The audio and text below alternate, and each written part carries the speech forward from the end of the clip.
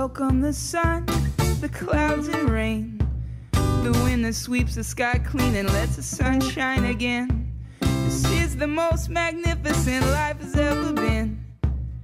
Here is heaven and earth and the brilliant sky in between. Blessed is this life, and I'm gonna celebrate being alive. Blessed is this life, and I'm gonna celebrate being alive. So we have a BHAG at my business, I guess. If you don't know what that is, it's a big, hairy, audacious goal. And that is to increase the well-being of the world, generally speaking. Hopefully in my lifetime, it may not happen. Marty Seligman, the founder of the positive psychology movement, his aim is for 51% of the population to flourish by 2051. And if you have a look here, this is you'll start to see why implementing these sorts of programs in schools and in workplaces is absolutely crucial. Most of us are familiar with the stats on mental illness, so organisations like Black Dog and Beyond Blue have done a fantastic job of highlighting the stats of like 1 in 5 people will suffer a depressive episode at some point in their life. What you may not know is that there's a subgroup called the languishers, which are not functioning that well, not feeling that good, and they've done studies in the workplaces and their reductions in productivity are comparable to somebody with depression. So that's a fairly large chunk of our population that aren't feeling very good or functioning very well. You'll be pleased to know 50% of the population are moderately mentally healthy. Now, who just wants to be moderately mentally healthy in their lifetime? I don't know. And only about, they say around 20% of the population are flourishing. This was based on a large US study. I would say it's relatively similar here in Australia. So I know, well, I hope in my lifetime that the majority of it is spent up in the flourishing. There may be times when we move backwards and forwards, but if you don't know, my background's clinical psychology. I have a doctorate in clin psych, and my first job was in a psychiatric clinic in Wollongong, and I was really thrown in at the deep end with people that were chronically unwell. And I think it didn't take me long to work out that, one, it really wasn't the best place for me to be. I really do admire people that do that sort of work all day, every day. But it seemed to me to be absolute madness in itself that we wait until people are unwell and then we give them these, what I would call life skills, or time out to reflect on who am I and how do I want to live my life. So I actually used to say to my clients, you're really lucky. They go, what? I've got depression. I say, yeah, but this is a fantastic opportunity to really stop, have a look at where you're going, what your values are, and also learn some skills that will be there for the next life curveball that comes to hit. And most of us know that, just because you've had one doesn't mean you're immune from a second one. So hopefully already you're starting to see that this is not just a masquerade. It can be, and hopefully my aim is that it's very meaningful. But it is only 15 years. It was formally launched in 1998 by Seligman in his presidential speech to the American Psychological Association. And to his credit, he's done an amazing job of taking psychology out to the broader population.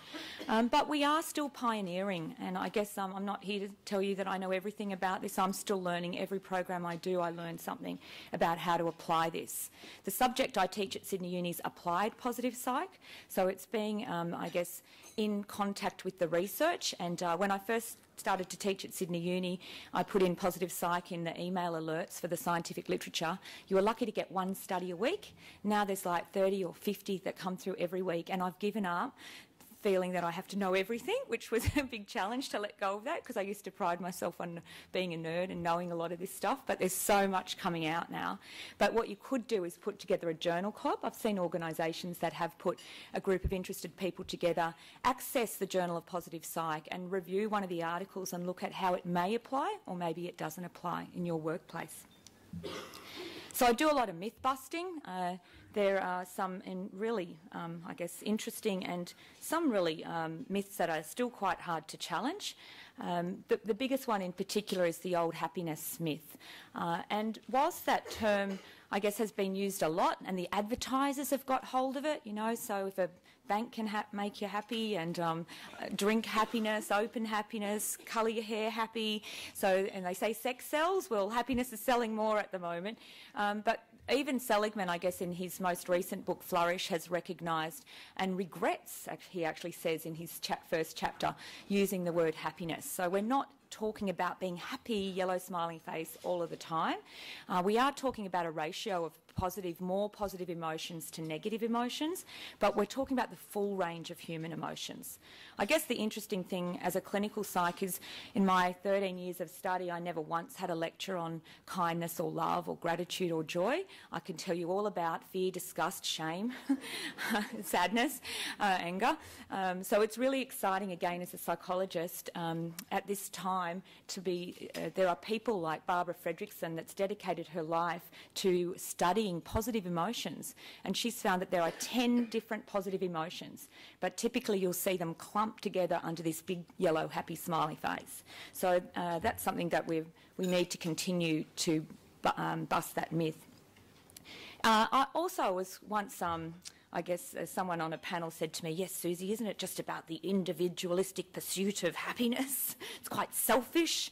And look, I think, number one, I know when I'm travelling and feeling well, so I often use the analogy, if my glass is full, and I practice extreme self-care, particularly when you're working with others, that it's very easy to pour to another, to give to another when you're full. So I actually have to challenge a lot of people's beliefs about seeing it as selfish, to self-care, because ultimately for me it's about being able to give to others.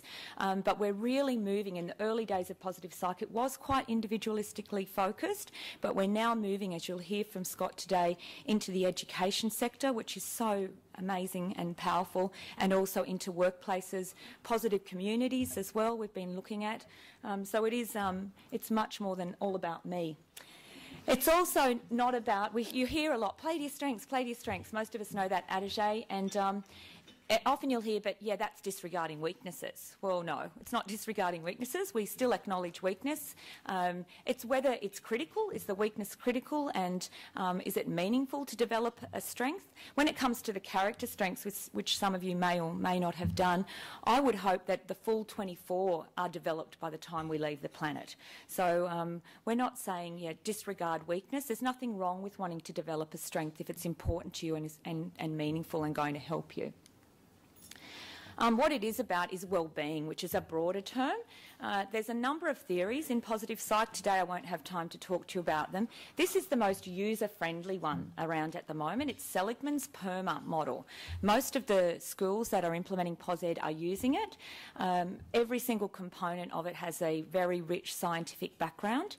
So we know that, as I mentioned, a higher level of positive emotionality, high levels of engagement, flow and mindfulness, high levels of positive relationships, high levels of meaning and high levels of accomplishment all impact on our well-being. So it's a really nice way to map how you're tracking against those key components of well-being. You can do that at an individual level, but you can do that in your school or your organisation.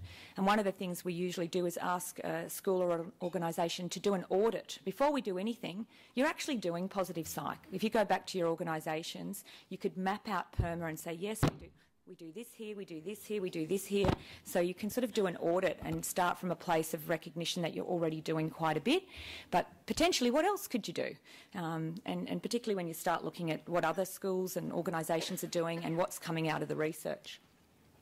So it is about strengths, but we're really going to another level now. So Peter Drucker spoke about this in the 60s, and most people, as I said, know that adage, play to your strengths.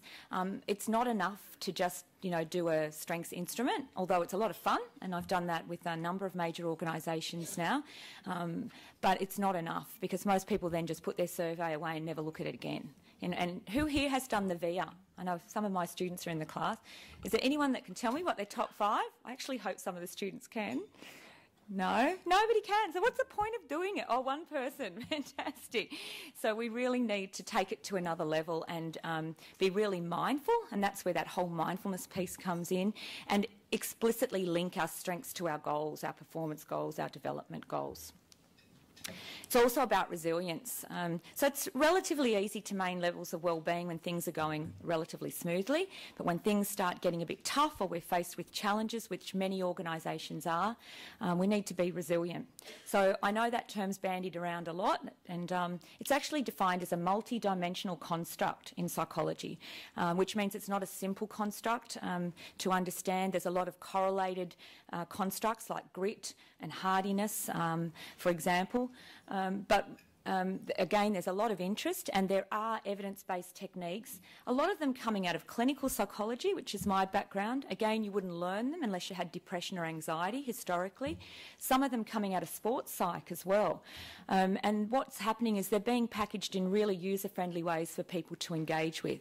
So I met Professor Peter Clough in Kansas last year. He's from the University of Hull, and he's doing a lot of work on mental toughness, all very well validated, predicts academic performance, and they're using it, mental toughness training, in a lot of the organisations in the UK that are under the pump at the moment.